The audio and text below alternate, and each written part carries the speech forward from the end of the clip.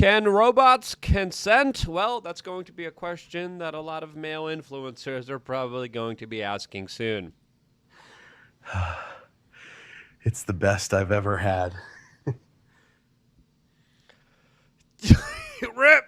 This, as the world is probably going to get a lot more confusing, especially with all the latest and craziest developments with AI, technological advancements, and now a lot of very interesting charges that have been placed against individuals like Andrew Tate, Russell Brand, and P. Diddy. As of course, I think there's a nuanced conversation to be had here, specifically when it comes to the new charges, the new breaking news that just came out right now of the UK government charging Andrew and Tristan Tate with some very serious charges that are a little bit similar to what is happening with Russell Brand from over 20 plus years ago. All of this as there's now some new skepticism surrounding the Diddy case, as a lot of people are saying Diddy will be getting off. That's a statement that probably a lot of people have always been saying throughout the years, as I wanted to examine this from a honest kind of perspective. So you are here at the right channel. Subscribe, click the notification button. Let's just get right into it, as we just got the breaking news that Andrew and Tristan Tate have been charged with over 20 offenses against 4 women, including S.A. Yep, you heard that correctly. Andrew and Tristan Tate charged with forcing themselves onto women, human trafficking, and working women of the night here. Now, this is going to be an interesting case, because it's going to be interesting to see what exact evidence they have here, when these charges are alleged to have happened, and how will this play into what a lot of people believe to be the kind of politicization of the justice system in the UK that clearly is a two-tier justice system. Is this a two-tier justice system against Andrew and Tristan Tate? Well, there's a lot of circumstantial evidence, especially when it comes to a lot of their kind of media publications, some of their kind of self-confessed behavior, which, let's be honest with ourselves, isn't the type of best behavior, as there's older videos talking about them pretending to be women and famoosing, as they say, gentlemen who thought that they were getting partners that were going to have relations and fly out to them and see them. But regardless of whether you like these guys or not, some people are arguing these guys are positive role models. I would say there's absolutely no positive male role models out there in mainstream culture, and a lot of people are arguing that this is, quote, a matrix attack, that this is an attack on these individuals because they dared to question the status quo. They dared to, of course, poke the bear and give men an alternative when, of course, men overwhelmingly, including young boys, have been kind of downtrodden, have been kind of forgotten in our society. And I think there's a nuanced argument to make there, because I think it's a legitimate argument to make, specifically when you see the kind of portrayals of young men and fathers in entertainment, in TV commercials, TV series, in movies. All of them are fat, stupid, and pathetic. A lot of people are told if you're born a male, you're born as an oppressor. And this type of kind of establishment mainline orthodoxy has played a major role on the psyche of a lot of young men and a lot of children that are absolutely lost. Andrew Tate, let's be honest with ourselves, came out as one of those prominent voices breaking down this kind of established norm of berating and beating down on boys. And he did it, I think, more successfully than anyone else, telling them to, of course, work out. Some of the things I absolutely disagreed with him on.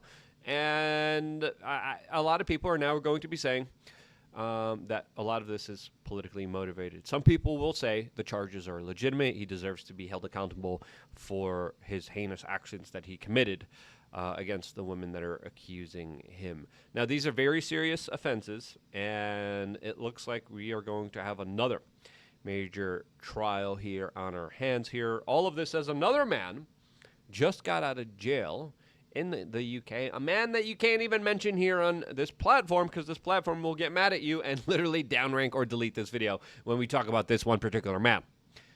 He just got out of jail for what people believe to be trumped up charges in that specific case there. But Andrew Tate facing 10 charges here. related to 3 separate women. His younger brother, Tristan, 36 of age, 11 charges involving 1 woman. A spokesperson for the Crown Prosecution Service confirmed the charges, which include bodily harm and controlling ladies of the night. These charges followed evidence collected by the Bedfordshire Police. A European arrest warrant was issued in 2024, leading to the brothers' extradition from Romania, where they must first resolve domestic trial matters. The CPS emphasizes the importance of a fair trial and cautions against any prejudicial public commentary. I wonder what's going to be happening with that. Now, this is going to be a very important case here, as the cases in Romania looks like they were nothing but duds here against them, which only allows more people to see how kind of weaponized the system was. As of course, the judicial system in Romania is being specifically blamed on a lot of unethical practices here when it came to the prosecution of Andrew Tate and his brother. Now, there's still ongoing litigation, as these guys were put in jail, put in solitary confinement, were spied on, had all of their devices, everything stolen here, as I think there's an argument to make here that these guys are being made out to be martyrs. Now, before continuing this conversation and talking about Russell Brand and P. Diddy, because there's also very similar situations unfolding there, especially with the latest kind of Casey text messages that are also kind of a bombshell there. Before going into all of that and a lot more, we wanted to tell you about wearechange.shop. We got a lot of great products out there available to you. For major holidays and events, we just started to bundle products together in order just to make it easy, just to have gifts that are convenient for your loved ones. Father's Day is coming up. Fathers' roles in society are extremely important, and I would argue it's the declining role of fathers that has led to the decline of Western civilization. And that's why, hey, a lot of people had their Mother's Day bundles. We got our Father's Day bundle. And we got some great products available to you, like magnesium mist. I really like it. I really like magnesium. Lots of people are deficient in magnesium. And the magnesium, really great for sore muscles. The older you get, just more sore muscles you get. You keep hitting the gym, and it's like, why does it keep hurting more? And then you just kind of like mind hack yourself to be addicted to that lactic acid and pain. We got essential fatty. Also helps with muscle growth, by the way. And really good for your brain, really good for your heart. I brought some on my trip here as well. I got my little vitamin box right here, ready to go. I got ashwagandha. Ashwagandha really good for boosting testosterone. Not everyone should take it. Do your own research before taking anything into your own body. I take it 1 month out of the year. My most stressful time of the year. It lowers cortisol, and it helps kind of relax and make me in this kind of mode where I'm able to execute tasks pretty efficiently. And then, of course, we got our Make America Not Fat Again hat. Great hat that is definitely fun to wear, especially in liberal, woke, democratic areas. As there's a renaissance happening here where people are starting to take care of their health here. Be a part of it and get your father or your father figure in your life some healthy, good products, some funny products that will allow him to, of course, prioritize his personal health and well-being, since so many of us neglect it. Now, let's continue on with this particular story, because there's a lot to get into here. As, of course, Andrew and Tristan both denied charges several months ago. They have been under arrest, under house arrest. They recently were allowed to, of course, fly to the United States. They flew into Florida, and then the Florida Attorney General announced that he's investigating them immediately and considering pressing charges. So far, it looks like nothing has come of that, and there was rumors about a victim being from Florida, and why the Florida Attorney General, along with the Florida Governor, released very aggressive statements saying that Andrew and Tristan Tate are not welcome in the state of Florida. I found it peculiar that they were so kind of aggravated when it came to this particular case and individuals. As, of course, people need to understand, the more you attack them, the more infamous, the bigger they become. It's pretty clear as day here. It's these charges. It's what led to their arrest that led them to be as famous as they are right now. So it does look like they have ruffled some feathers of some very powerful people, and these powerful people want them in jail. I think that's fair to assume here. Now, are there things in their past that they did that were probably bad? Let's be honest with ourselves. I don't know. I haven't seen any evidence of it. But probably, let's just be real. But it's also important not to just jump the gun and be like, yeah, they're guilty. Some of the stuff that they came out before and talked about and admitted, not the best of stuff. Let's just be real with ourselves here.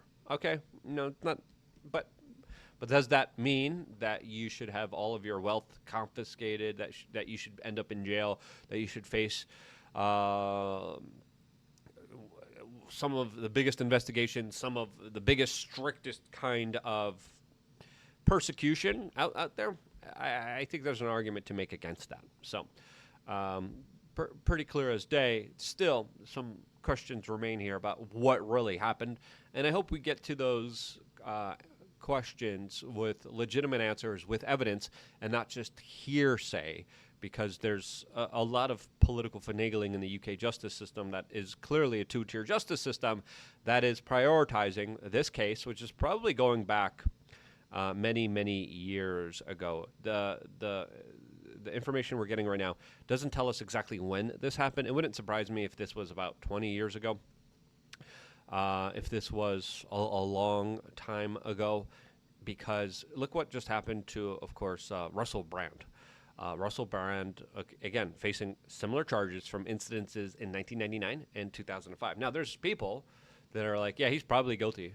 And again, let's just wait until we see what a court of law does here. I think the Romanian court system definitely muddied the waters a little bit there, since clearly it looks like there's really nothing kind of happening there. And again, the New York Times reported on the latest things that are happening with Russell Brand, as recently he was granted bail in a court hearing, as he's also facing serious charges about forcing himself on a woman. And there will be now, of course, multiple very long criminal proceedings happening in the United Kingdom. And again, the United Kingdom, it's a place where, again, Russell was in Florida. Andrew is in Romania. They're saying, no, we're going to extradite you. We're going to go above and beyond here. This is also the same justice system. This is also the same police department that said, oh, Prince Andrew, yeah, that guy's, sweating like a hoe in church. That guy, in an interview, that said he doesn't sweat. That guy that's accused of, going after a lot of small children, not just one, but other underage children. Yeah. Oh, yeah. We're not going to investigate him because he's probably innocent. That's figuratively and representatively what the UK police did. They were asked, hey, listen, we have a number of victims. We have evidence. Can you guys investigate Prince Andrew? The UK police said, nope, not doing it. He was born out of a magical hole from the Queen. He's the Queen's favorite son. We're not going to investigate him.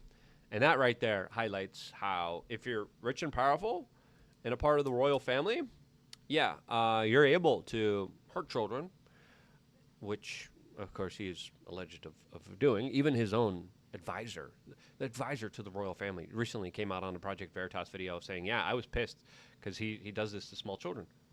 What? You would think that would be a bigger headline. You would think that this would be a bigger discussion topic. It was not. And that, to me, just highlights how clearly extreme amounts of bias, as there's a lot of people being arrested in the UK for sharing information. There was a 55-year-old woman that recently was arrested, and she was accused of stirring up racial hatred and false communications because she shared something. This is just insane. There's people being arrested for allegedly being racist in the UK system. There's grooming gangs that the UK police are like, we're not going to do anything about that. Oh, yeah, the prince, no, we're not going to do anything about that. The royal family, that has huge connections to a lot of predators out there. We're not going to do anything about that. That Andrew Tate guy. And again, whether he's guilty or not, everyone deserves their own day in court. But again, it's not as black and white as a lot of people think it is. A lot of people are like, he's not guilty. He's all innocent. Clearly, the Romanian court has muddied the waters, and they haven't really proven their case so far. If I'm wrong, please tell me how I'm wrong. But unless there's some real legitimate kind of prosecution here that actually works here, and again, you got to start questioning. Like, you're going after Russell Brand after he just found Christ, after he now is one of the biggest kind of thorns in the establishment. Andrew Tate, again, a lot of people say he's a thorn in the establishment. A lot of people say automatically guilty, automatically innocent. And again, I think a nuanced, more honest perspective on all of this is definitely appreciated. And I think that's what a lot of people are getting from the Diddy case, too. When we're looking at this Diddy case here, I mean, we have Diddy's lawyers now asking for a mistrial because they say someone destroyed Kid Cudi's evidence. And again, the judge is going to just laugh this out of the court. They tried to excuse the footage of him beating up his girlfriend in the hotel room because they said that footage was altered and there was no original of it, and the judge laughed that out of court here as well. But we're coming to the closing end and the closing arguments of this trial, and so far we haven't gotten any kind of major bombshells other than Diddy's kind of a bad person.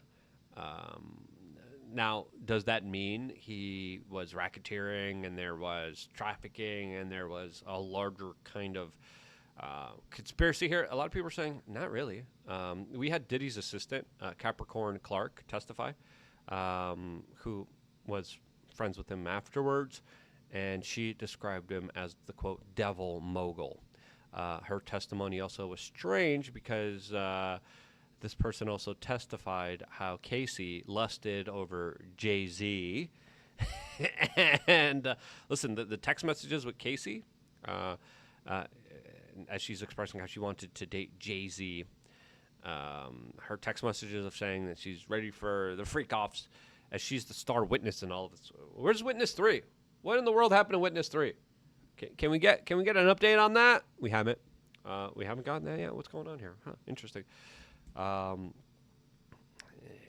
looking at this particular case here, there's going to be, I think, a lot of people are saying there's probably one member of the jury who's going to be like, well, he was just a drugged up bad person freak.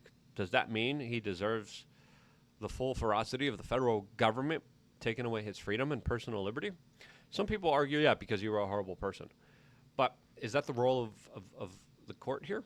Some people say yes, some people say no.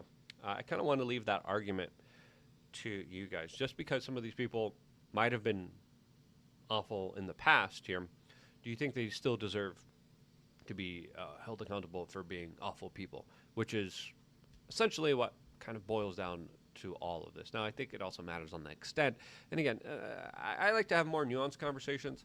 I really don't like a lot of people who are more kind of emotionally involved in a lot of this, because it's pretty clear here. Andrew Tate triggers a lot of people, and it's a love-hate kind of relationship. Russell Brand now, there's also some people saying, well, I don't know, he was kind of acting very weird at those Diddy parties. And he came out and then later explained, yeah, I went to those Diddy parties, and we just kind of hung out. I hung out with, I think he said, Tom Green. And he showed a video of himself there. And I was like, yeah, I was there. Then I went home. Nothing really happened. It was boring. Which, believe him or not, listen, there's probably a possibility where that happened. Now, a lot of people are also saying, look what's happening to Andrew. Look what's happening to Russell Brand. Look what's happening to Diddy. This is all this kind of Me Too movement type of hysteria meant to specifically go after male influencers. I don't think so. I think specifically with the Diddy case, I think there's a lot more smoke, specifically when it comes to very powerful people that he was tied into. If there's smoke, there's fire. Russell Brand, I mean, again, I don't know. We're going to see what the evidence against him is going to be provided. We're going to see what the court of law does. I would say the court of law also is a two-tier justice system in the UK that sadly is becoming more and more political, more and more vengeful, and more aggressive, especially against individuals who dare speak out against the kind of woke liberal world order. It's kind of a very strange place because, again, is it easy to kind of render judgment here? I don't think it is. I think when it comes to these types of conversations, I really do believe we need to look at all sides of the argument here, specifically when it comes to individuals' lives and prosecuting them before they are guilty. I think that's my conclusion here. What do you think? Let me know down in the comment section below. Who do you think out of the three is the most guiltiest? Let me know. Out of the three, who do you think is the most innocent? Who do you think is the more guilty? Russell Brand, Andrew Tate, P. Diddy. Let me know down in the comment section below, as of course, there's definitely a lot more to talk about. I wanted to do another video about Mr. MKG. I'm probably going to do that in the next future video. So subscribe, click the notification button, stay tuned for more, all here on youtube.com/wearechange.